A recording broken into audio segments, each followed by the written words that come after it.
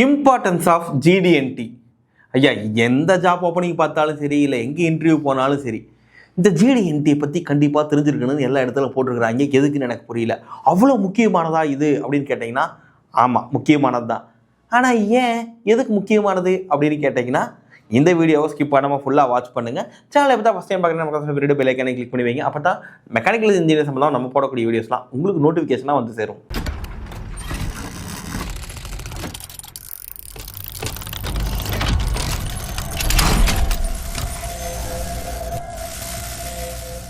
Welcome friends, உங்கள் KK எம்இசிலிருந்து. ஆக்சுவலாக அந்த ஜிடிஎன்டி அப்படிங்கிற ஒரு டேர்ம் வந்து பார்த்தீங்கன்னா ரொம்ப காமனான ஒரு டேர்மு. ஜென்ரலாக இன்றைக்கி பசங்க வந்து ரெஸ்யூமில் கண்டிப்பாக இந்த ஜிடிஎன்டி ஆட் பண்ணி வைக்கிறாங்க. எந்த ஒரு ஜாப் டிஸ்கிரிப்ஷன் எடுத்து பார்த்தாலும், ஜாப் டிஸ்கிரிப்ஷன் எடுத்து பார்த்தாலும் ஜிடிஎன்டி அப்படிங்கிறது வந்து கம்பல்சரி கேட்குறாங்க. ஒரு இன்ஜினியரா, ஒரு மெக்கானிக்கல் இன்ஜினியரா கம்பல்சரி இந்த ஜிடிஎன்டி வந்து தெரிஞ்சிருக்க வேண்டிய அவசியம் இருக்கிறது. இந்த நம்ம ஸ்கூல்லாம் படிக்கும்போது பார்த்தீங்க அப்படின்னா, இந்த திருக்குறளை எவன்டா கண்டுபிடிச்சா, இந்த கணக்கு எவன்டா கண்டுபிடிச்சா, இவன் மட்டும் கையில் கிடச்சானா அப்படின்னு ஒரு கோவம் இருக்கும் இல்லையா? அதே கோவம் இன்னைக்கு நிறைய பேத்துக்கு எவன்டா இந்த ஜிடிஎன்டியை கண்டுபிடிச்சது, டேய் நீ மட்டும் கையில் சிக்கணும் அவ்வளோதான்டா அப்படின்னு சொல்லி இருக்குது. ஆக்சுவலாக இந்த ஜிடிஎன்டியை கண்டுபிடிச்சது யாரு அப்படின்னா, வேற யாரு? நான் தான்.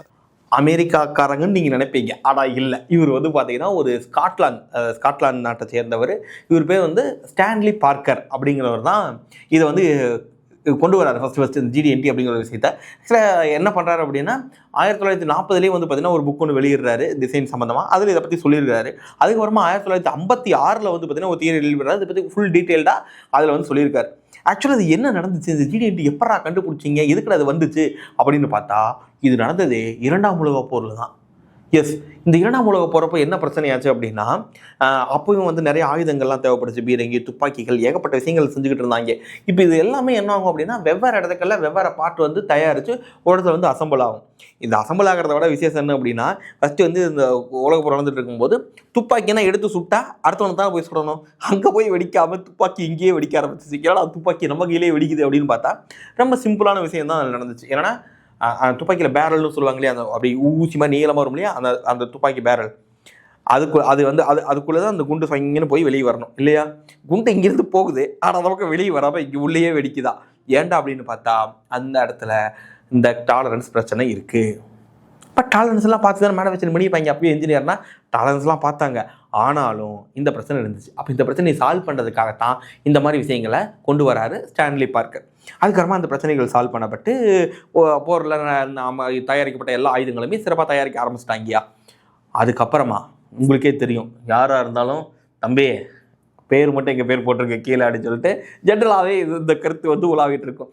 அதனால இதில் இருந்த முக்கியத்துவத்தை புரிஞ்சுக்கிட்ட அமெரிக்காக்காரங்க என்ன பண்ணிட்டாங்க அப்படின்னா, அவங்க ஆல்ரெடி ஏஎஸ்எம்இ அப்படின்னு ஒன்று வச்சுருக்காங்க. ஏஎஸ்எம்இனா American society for mechanical engineers. Mechanical தேவையான ஸ்டாண்டர்ட்ஸ்லாம் ஆர்கனைஸ் பண்ணுறதுக்காக ஒரு சின்ன ஆர்கனைசேஷன், ஸ்டாண்டர்டைசேஷன் மாதிரி அவங்க வச்சுருக்காங்க.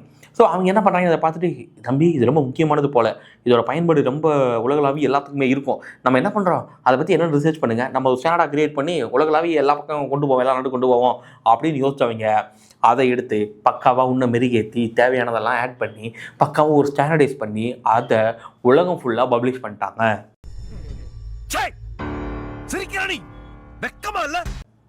இன்னைக்கு வேர்ல்டு வைடாக இன்னைக்கு பெரும்பான்மையான கம்பெனிஸில் யூஸ் பண்ணக்கூடிய ஜிடிஎன்டி ஸ்டாண்டர்ட் ASME Y14.5 தான் இருக்குது. அதை பேஸ் பண்ணி தான் எல்லாருமே இன்னைக்கு ஜிடிஎன்டி யூஸ் பண்ணுறோம்.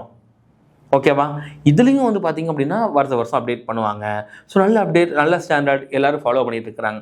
ஸோ இதனுடைய முக்கியத்துவமே என்ன அப்படின்னா, உங்கள் ப்ராடக்ட்டு குவாலிட்டியாக அசம்பிள் ஆகிறதுக்கு தான். ஓகேவா? அது டாலரன்ஸ்லாம் இருந்தாலுமே நிறைய இடத்துல உங்களுக்கு அந்த டாலரன்ஸ் வந்து கை கொடுக்காது. அதெல்லாம் ஏங்கிறதுலாம் நான் முன்னாடி ஒரு வீடியோ போட்டிருக்கேன். ஸோ அது உங்களுக்கு ஜிடிஎன்டி பற்றி வீடியோ வேணும்னா சொல்லுங்கள், அதை நான் போடுறேன். பட் டாலரன்ஸ் அப்படிங்கிற ஒரு விஷயம் கை கொடுக்காத இடத்துல இந்த ஜிடிஎன்டி ஒரு பெரிய ரோல் ப்ளே பண்ணுது. அது வந்து லொக்கேஷன் பேஸ் பண்ணி இருக்கும், ஃபார்மை பேஸ் பண்ணி இருக்கும், ப்ரொஃபைல் பேஸ் பண்ணி இருக்கும், லொக்கேஷன் பேஸ் பண்ணி இருக்கும், ரன்அவுட்டை பேஸ் பண்ணி இருக்கும். ஸோ இது எல்லாத்தையும் பேஸ் பண்ணி தனித்தனி சிம்பிள்ஸாக பிரித்து வச்சுருக்காங்க. இப்போ சமீபத்தில் 2018 இது அப்டேட் பண்ணி, இந்த ஜிடிஎன்டி அப்டேட் பண்ணி ரிலீஸ் பண்ணாங்க. இதில் வந்து பார்த்தீங்கன்னா இருந்த ஒரு 2 சிம்பிளை கிட்டத்தட்ட 14 சிம்பிள் இருந்துச்சு. அதில் 2 சிம்பிளை தூக்கிட்டாங்க. அடப்பாவிகளா, நல்லா இருந்த பையனை ஏன்டா தூக்கிட்டீங்க அப்படின்னு கேட்டால், அவன் நல்ல வழியிலடா, நல்லவமாக இருக்கிற கெட்டவடா அப்படின்னு சொன்னாங்க. ஆமாங்க, அதாவது சிமெட்ரியும் கான்சன்ட்ரேசிட்டி அப்படிங்கிற 2 சிம்பிளையும் தூக்கிட்டாங்க. இது வேற இருக்குது. ஆமாம், ஓகே. ஸோ அது வந்து பார்த்தீங்கன்னா தூக்கிட்டாங்க. ஏன்டா அப்படின்னு கேட்டால், இது ரெண்டும் வந்து பார்த்தீங்கன்னா நல்லவ மாதிரி தான். ஆனால் இவனை வந்து ப்ராக்டிக்கலாக இம்ப்ளிமெண்ட் பண்ணுறதுல பிரச்சனை இருக்குங்கய்யா. ஆமாம், ஒரு இது எடுத்துக்கிட்டிங்கன்னா சிமெட்ரி எடுத்துக்கிட்டிங்கன்னா அதை ப்ராக்டிக்கலாக மெஷர் பண்ணி எக்ஸாக்டாக நீங்கள் லொக்கேட் பண்ணுறதுக்கும் இல்லை கான்சன்ட்ரேசியை லொக்கேட் பண்ணுறதுக்கும் ப்ராக்டிக்கலான பிரச்சனைகள் இருந்ததுனால இவன் 2 பேர் வேண்டான்ட்டாங்க. ஐயோ அப்படி அதெல்லாம் கண்ட்ரோல் பண்ண முடியாமல் போயிடுமே அப்படின்னு கவலைப்பட்டிங்கன்னா ஒன்றும் பிரச்சனை இல்லை. ப்ரொஃபைல் இருக்குது, தென் லொக்கேஷன் இருக்குது. அதாவது லொக்கேஷன்ஸில் உள்ள சிம்பிள்ஸையும் இந்த ப்ரொஃபைல் உள்ள சிம்பிள்ஸை யூஸ் பண்ணி அதே விஷயத்தை நீங்கள் ஈஸியாக கண்ட்ரோல் பண்ண முடியும். ஸோ இருக்கிற மற்ற சிம்பிளை வச்சு எல்லாத்தையுமே கண்ட்ரோல் பண்ண முடியும் அப்படிங்கிற சுச்சுவேஷன் இருந்ததுனால இவங்க 2 பேரும் தேவையில்லாத ஆகிட்டாங்க. கடைசியாக அவங்கள தூக்கி எரிஞ்சிட்டாங்க. எஸ், கடைசியாக போது பார்த்தீங்கன்னா இந்த GD&Tல 12 சிம்பிள் இருக்குது. இப்போ ஜென்ரலாக இந்த சிம்பிள்ஸை வந்து என்ன பண்ணுறாங்கன்னா மக்கள் கற்றுக்கும் போது இந்த சிம்பிள்ஸ்லாம் என்னென்ன எதுக்கு யூஸ் பண்ணுறது அப்படிங்கிறத மட்டும் தெரிஞ்சுக்கிட்டு எனக்கு GD&T தெரியும் அப்படின்னு சொல்கிறாங்க. ஐயா அது கிடையாது. இப்போ GD&T பொறுத்த வரைக்கும் ரொம்ப ரொம்ப முக்கியமான விஷயம் என்ன அப்படின்னா எப்போ GD&Tயை யூஸ் பண்ணணும், எப்போ யூஸ் பண்ணக்கூடாது அப்படிங்கிறது உங்களுக்கு ரொம்ப ரொம்ப தெளிவாக தெரியணும். ஸோ உங்களுக்கு எந்த இடத்துல குவாலிட்டி தேவைப்படுதோ, எந்த இடத்துல அக்யூரசி தேவைப்படுதோ அதை பேஸ் பண்ணி தான் இந்த GD&Tயை இறக்கலாமா வேண்டாமான்னு நீங்கள் முடிவு பண்ணணும். ஸோ இதில் வந்து பார்த்தீங்கன்னா ரொம்ப இன்ட்ரெஸ்டிங்காக சில விஷயங்கள் சொல்லணும் அப்படின்னா இது சொல்லலாம், போனஸ் டாலரன்ஸ்னு ஒன்று இருக்குது. ஸோ இது ரொம்ப நல்லாயிருக்கும். ஜென்ரலாக டாலரன்ஸ் வந்து பார்த்தீங்கன்னா GD&Tல ரொம்ப ப்ரிசைஸாக இன்னமும் அதை டைட் பண்ணுற மாதிரி தான் டாலரன்ஸ் கொடுப்போம். ஜென்ரல் டாலரன்ஸ் இருக்கும், அது கூட GD&T டாலரன்ஸ் வரும். பட் GD&T டாலரன்ஸ்லேயே போனஸ் டாலரன்ஸ்னு ஒன்று வரும். ஓகேவா? ஸோ அது வந்து ரொம்ப சூப்பராக இருக்கும். இன்னும் நம்மளுக்கு வந்து லிபரலாக அந்த டைமென்ஷன் அச்சீவ் பண்ணுறதுக்கு இது ஈஸியாக இருக்குது. அப்புறம் லைக் வந்து ஒரு 2 mm தான் 0.2 mm அதுதான் உங்களுக்கு டாலரன்ஸாக இருந்துச்சுன்னா போனஸ் டாலரன்ஸ் வரும்போது இன்னொரு 0.2 ஆட் ஆகும். கிட்டத்தட்ட ஒரு 0.4 mm வரைக்கும் உங்களுக்கு டாலரன்ஸ் கிடைக்கும். ஸோ இது வந்து இன்னும் ப்ரிசைஸாக இன்னும் ஈஸியாக நீங்கள் அந்த டைமென்ஷனை அச்சீவ் பண்ணுறதுக்கு சப்போர்ட் பண்ணும். பட் இதுக்கெல்லாம் உள்ளுக்குள்ளே நிறையா இருக்குது. எனக்கு கீழே நிறைய மாத்திரை காட்சி இது வாவனு தரேன். இப்போ இதிலே வந்து பார்த்தீங்க அப்படின்னா இந்த LMC MMC அந்த மாதிரி கான்செப்ட்ஸும் இருக்கும். அதாவது லீஸ்ட் மெஷரிங்